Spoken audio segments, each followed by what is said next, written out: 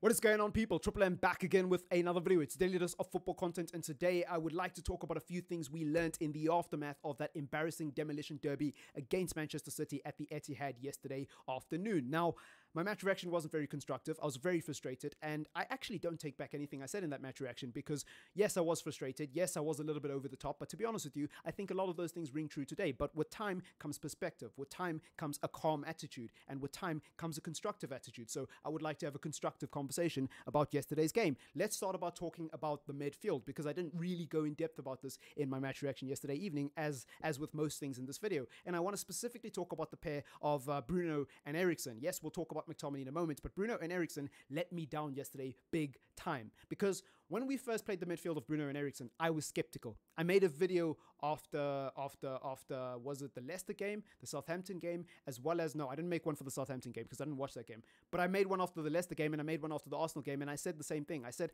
I'm not convinced about this midfield too.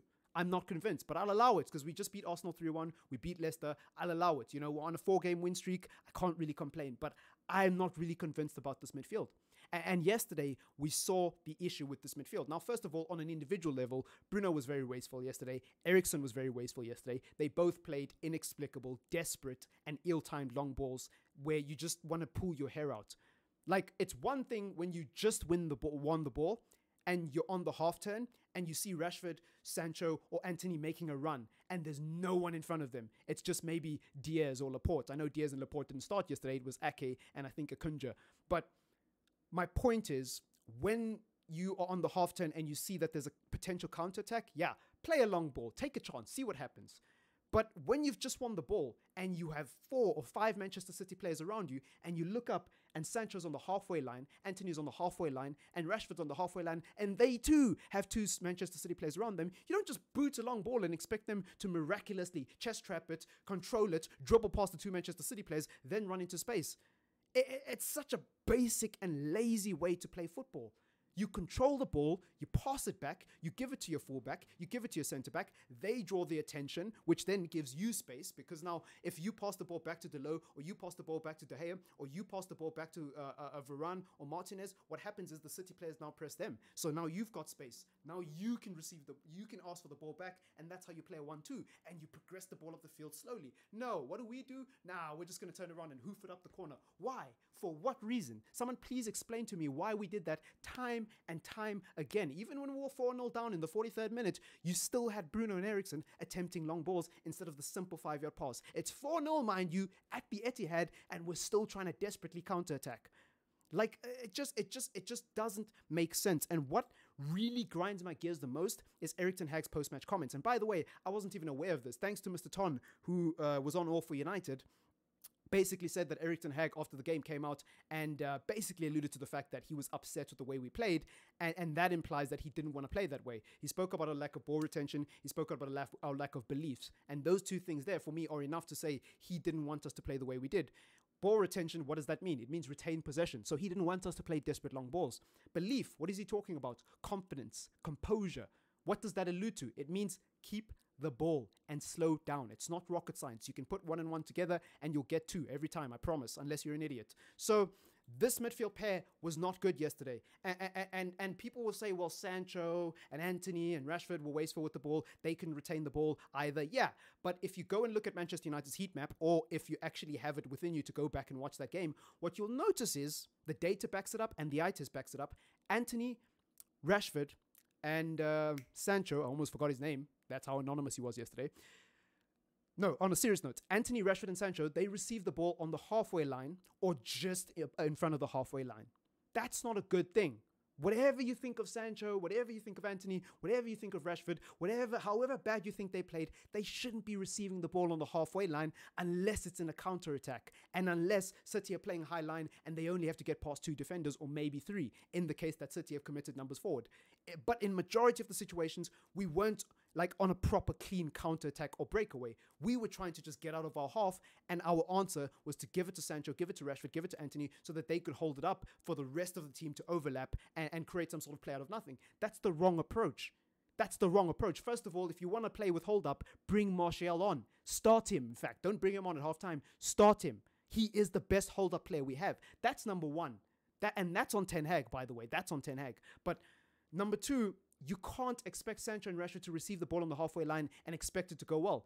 If you know anything about Jadon Sancho, at Dortmund, he used to receive the ball in the final third. In fact, most wingers, I watched Real Madrid versus Osasuna yesterday, and most of the time, Rodrigo and Vinicius received the ball in the final third, either parallel to Osasuna's box, that's the team they played against, or in front of their box. So your life is immediately easy as a winger because your job is to either take a 1v1 as the defender, pass to the fullbackers on the overlap, cut inside and take a shot, or just hold it back and pass it back to your midfielder. You've got those four options 100% of the time, all day, all night, baby. But no, not at Manchester United. You don't have those options. No, what do you have to do? You have to hold it up. You're getting swarmed by 4 Manchester City players and you're expected to somehow miraculously hold it up and maneuver your way through the tight spaces until Eriksen or Bruno catches up. And then when you finally do give it to them, they boot it 60 yards on the other side to Antony and give it away. And now you're standing there with your hands on your hips going, dude, like I did all that work to retain the ball. I passed it to you and you smack it into Rosette. I'm very disappointed with Eriksen and Bruno. But anyways, let's move on because I could go on the whole video. Scott McTominay was terrible yesterday. And the thing about Scott McTominay is I've praised him for most of the season. And why have I praised him? I've praised him because against Leicester, against Arsenal, even against Liverpool, he was very instrumental defensively. He was a big reason why we didn't concede a lot of goals. And I know people don't like to hear that, but it's the truth. The number backs it up. The data backs it up. And the eye test, if you're not biased, backs it up. However, there's a caveat. McTominay on the ball, apart from the Arsenal game, has been dreadful. He's been dreadful or average at best. And yesterday, it was compounded by the fact that he wasn't great off the ball either. He was doing things that he shouldn't have been doing. First of all, when Delo got the yellow card, there was an immediate switch. McTominay was the one occupying the flank. Why? Why are you having a 6-foot player playing at fullback? For what? For what reason? First of all, there's 2 things wrong with that. 1, he's not agile enough or quick enough to stop crosses and actually compete with Grealish on the flank. But 2, it takes away from our midfield reinforcements and leaves us vulnerable through the middle, which is where City absolutely obliterated us yesterday. So I just don't get the logic. And was that a tactical thing? Was that McTominay's fault? I don't know. At this point, just get Casemiro into the team. I don't care. I don't care what the nuance is. I don't care what the explanation is, because I tell you what, I'm fed up of McTominay. And I'm fed up of people telling me he's proven people wrong after having 4 decent performances. I mean, some would say 2 decent performances, because did he really play well against Southampton? Probably not. Probably not. Probably not. So 7 games, 3 decent performances, but suddenly he's proved the fan base wrong. Suddenly he's magically raised the last 3 years. It doesn't work like that. Get Casemiro in the team, man. Moving on, let's talk about Rashford. He's not a number 9. He's not a number 9. He's not a number 9. He's not a number 9. Start Martial. Let's talk about Varane. I think if Maguire had put in the performance that Varane had put in yesterday, there would be so much said about it. Now, Varane didn't make any, obvious and clear mistakes that led to goal. But I was watching some of the goals back, especially the first one against Haaland. And it's hard to judge Varane because he went off so early in the game. But there were a lot of moments where Haaland, Foden, and even a couple of other Manchester City defenders were operating close to Varane.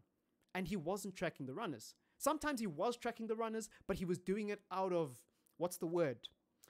He was doing it out of habit rather than out of, wanting to do it. You know what I mean? Like he was tracking Haaland, but he wasn't really trying. And then by the time he tried to get his foot across, it was too late and Haaland was in on goal. You know what I mean? Like he wasn't actually giving his all. That's what I felt. He didn't look sharp. He didn't look determined. He didn't look like he had fight. And this is true of all the players on the pitch, by the way, except for maybe Antony and Martial when he came on, right? He just didn't look like he had that vigor of a 4-time Champions League winner and a guy who's won the World Cup with France. He didn't look like a leader. He looked like somebody who's playing for Manchester United for the first time, doesn't understand a word of English, doesn't understand anything about the English game, and was making his debut in a hostile environment. He looked like somebody who was coming into a relegation battle under Oli, right? And it's just like the worst possible situation you could imagine. He didn't look like the Varane who's been calm, composed next to Martinez over the last 4 games. He didn't look like the guy who's kept 2 clean sheets in the last 2 games back to back. So I don't know what's going on with Varane. I don't think that this suddenly erases the good games he's had this season. I don't think this suddenly makes him a bad defender. And by the way, if he's injured, we're in big, big trouble because that means Maguire's playing. But I just think yesterday he needs to take accountability. And what makes it even worse is because I have such high standards for Varane because he's my favorite player at the club. But that doesn't mean I'm not going to criticize him. In fact, it means I'm going to criticize him more when he makes simple mistakes because I don't expect that from a player of his class and quality. And yesterday, he was just awful, man. I think he was worse than Martinez. Some people going on about Lindelof being bad. I thought Varane was the worst. I'm not going to lie to you guys. I'm not going to lie to you guys. And I love Varane. He's my favorite player at the club. So it would be easy for me to sit here and say, Lindelof was terrible. This guy was terrible. That guy was terrible. I very rarely criticize this guy. But yesterday, it was unforgivable for me. Maybe I'm going crazy, but that's how I feel. The last thing I want to talk about in today's video is Erik ten Hag. Because whatever you say about the board, whatever you say about our lack of preparation, this is something I've been talking about all summer. I said that maybe spending a lot of money on Antony, maybe spending a lot of money on Martinez, even though they were great players individually, we didn't spend enough in terms of reinforcing the real problems in the team, such as the midfield. That's fine. That's cool. But the money we spent in the summer does not prevent you from not starting Casemiro. You know what I mean? Like our lack of reinforcements in the midfield is still not an excuse to not start Casemiro. The fact that you wanted Frankie de Jong is still not an excuse to start Scott McTominay ahead of a 5-time Champions League winner. There are mitigating circumstances. There are bigger things at play. There are bigger issues at the club than Erik ten Hag's minor tactical mistakes against Manchester City. However, he still has to take responsibility for those minor mistakes. The Scott McTominay experiment, well done. We were a winning team for 4 games. We're not a winning team anymore. So will you finally change the team? I hope so, because I'm tired of seeing Scott McTominay play ahead of Casemiro. Heck, I would even like to see Casemiro and McTominay maybe play together in a game like Manchester City one day so that we have at least more of a chance defensively, but you just can't have one without the other. You know, if you're going to play Scott McTominay and you're going to insist on playing him in the team, at least have Casemiro there. At least have Casemiro there. Then you can play either one of Bruno or Eriksen in front of them. You know, or you could play Casemiro, Fred, and Eriksen, or Casemiro, Fred, and Bruno. But play Casemiro. Whatever you do, start Casemiro, then build the rest of the midfield around him. I beg. He needs to do it. He needs to do it. There is no excuses. There is no more excuses. You can't fall back on the, but you can't change a winning team. McTominay's earned it. No. After you concede 6 goals at the Etihad, just like conceding 4 goals against Brentford, you have every right to change the team, and I hope he changes the team. None of this winning team nonsense. I don't want to hear it ever again. Winning team, like we won any bloody trophies. Get out of here with that. Anyways, it's been your boy TripleM. I'm going to end the video. Let me know what you think in the comments down below. If you want to, leave a like on the video to support the channel. And as usual, subscribe if you are new. Peace.